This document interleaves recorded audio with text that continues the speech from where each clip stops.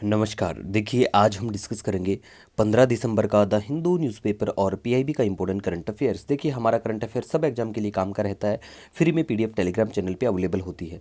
देखिए, सबसे पहले बात करेंगे launch of fam third. Fam का मतलब सबसे पहले देखो, जो बच्चे वन डे एग्जाम की तैयारी करते हैं जैसे कि एसएससी या बैंकिंग की, तो उनको ये पता होना चाहिए कि इसकी फुल फॉर्म क्या है। कई बार ऐसा होता है वन डे एग्जाम में बैंकिंग या एसएससी के पेपर में डायरेक्ट फुल फॉर्म भी पूछ ली जाती है ना। तो आपको यहाँ पे ध्यान रखना है कि फैम का मतलब है faster adoption and manufacturing of electric vehicles.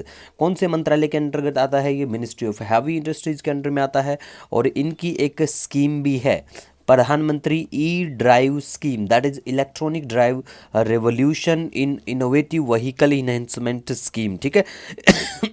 कब इस स्कीम को लेके आया जाता है, कौन से क्या पीरियड के लिए, है ना। तो ये आपको बिल्कुल ध्यान रखना है। फैम फर्स्ट के बारे में बात करें तो देखिए यहाँ पे 15 से 20 तक का था। आउटलेक भी देख सकते हैं आप कितना क्या इसका बजट था, है ना। और इसका मेनली एम है इंसेंटिवाइज करना सेल ऑफ इलेक्ट्रिक जो टू व्हीलर्स हैं, थ्री व्हीलर्स हैं, ट्रक्स हैं, ई ट्रक्स, ई बसेज, ई एम्बुलेंस, इन सबको। ठीक है। तो थोड़ा सा इस चीज़ के बारे में बिल्कुल आपको ध्यान रखना है। मंत्रालय का भी साथ साथ एक बार ध्यान रख लेना। ठीक है।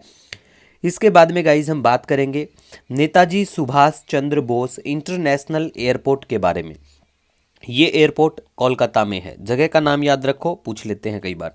उसके बाद में कोलेट्रल फ्री एग्रीकल्चर लोन जो है वो इंक्रीज कर दिया है। पहले 1.6 लाख था, अब 2 लाख कर दिया गया है। तो ये आपको ध्यान रखना है, स्पेशली जो बच्चे बैंकिंग एग्जाम की तैयारी करते हैं। इसी के साथ हम बात करेंगे नेक्स्ट निर्देशक के बारे में। निर्देशक है हमारी second ship of large vessel project, large survey vessel project का। ठीक है। To conduct hydrographic survey and support maritime operation के लिए। उसके बाद में गाइज हम बात करेंगे एक्सरसाइज डेजर्ट नाइट के बारे में। देखो, ये जो एक्सरसाइज है ये ट्राइलेटरल एयर एक्सरसाइज है, प्यारा भारत, फ्रांस और यूएई के बीच में। ठीक है। नेक्स्ट हम बात करेंगे स्विट्जरलैंड जो है वो सस्पेंड करता है मोस्ट फेवर्ड नेशन का जो स्टेटस है, किसका किसके लिए करता है सस्पेंड? प्यारे भारत के लिए सस्पेंड कर देता है। ठीक है। बहुत इंपॉर्टेंट न्यूज़ है, क्योंकि देखो बहुत इंटरनेशनली अगर ऐसा कुछ इशू है भारत का, मतलब ये सस्पेंड हुआ है भारत, तो बहुत बड़ी बात है। तो स्विट्जरलैंड को ध्यान रख लेना कि स्विट्जरलैंड ऐसा करने वाला देश बना है जिसने सस्पेंड कर दिया मोस्ट फेवर्ड नेशन का स्टेटस भारत के लिए।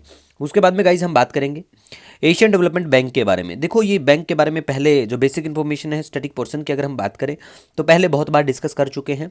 तो एडीबी जो है अप्रूव करता है $500 million loan for India's sustainable infrastructure to IIFCL, that is India infrastructure finance company limited. ठीक है। अब हम बात करें एशियन डेवलपमेंट बैंक के बारे में, तो ये रीजनल डेवलपमेंट बैंक है, इस्टेब्लिश होता है 1966 में और हेडक्वार्टर इसका मनीला फिलीपींस में है। नेक्स्ट हम बात करेंगे पोलावरम प्रोजेक्ट के बारे में। देखो, पोलावरम प्रोजेक्ट जो है नया नहीं है, पहले भी बात कर चुके हैं, तो आपका यहाँ पे रिवीजन देखने को मिलेगा। पोलावरम प्रोजेक्ट जो है गोदावरी नदी के ऊपर है, आंध्र प्रदेश में बिल्कुल ये पड़ता है। नेक्स्ट हम बात करेंगे ग्रे जंगल फॉल, जंगली मुर्गा भी इसको कहा जाता है। तो ये इंडेंजर्ड है। आयुष्मान की स्टेटस की बात करें तो इंडेंजर्ड कैटेगराइज किया गया है। ये आपको इंडिया का जो हमारा इंडियन पेनिनसुला है, पठारी भारतीय, ठीक है, क्षेत्र, तो वहाँ पे ये आपको पाया जाता है, मिलेगा। ठीक है। नेक्स्ट हम बात करेंगे इंडिया जो है वो बनता है पहला देश, first nation to define green steel standard को डिफाइन करने वाला प्यारा भारत पहला देश ऐसा बनता है।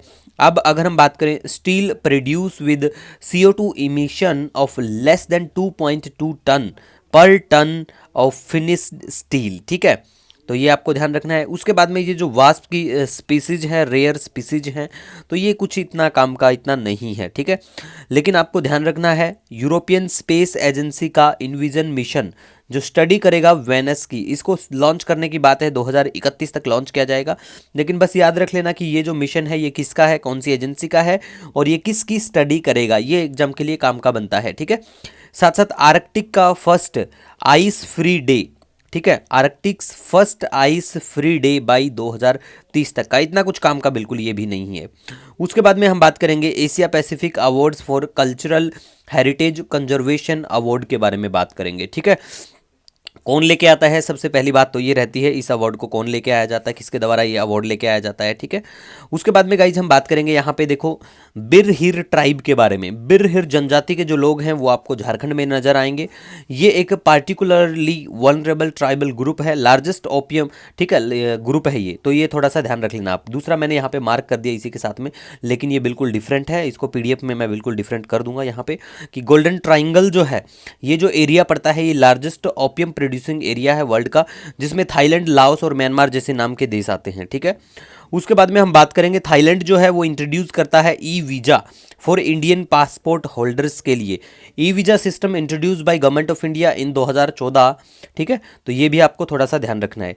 इसी के साथ देखिए, अगर आपका कोई सजेशन है, कोई सुझाव है, तो बिल्कुल आप कमेंट सेक्शन में बता सकते हो, या फिर हमसे इंस्टाग्राम पे द हिंदू पीआईबी नोट्स 1 करके हमारा जो इंस्टा हैंडल है वहाँ भी आप हमसे जुड़ सकते हैं। मिलेंगे नए दिन के साथ। Wish you all the best. जय हिंद।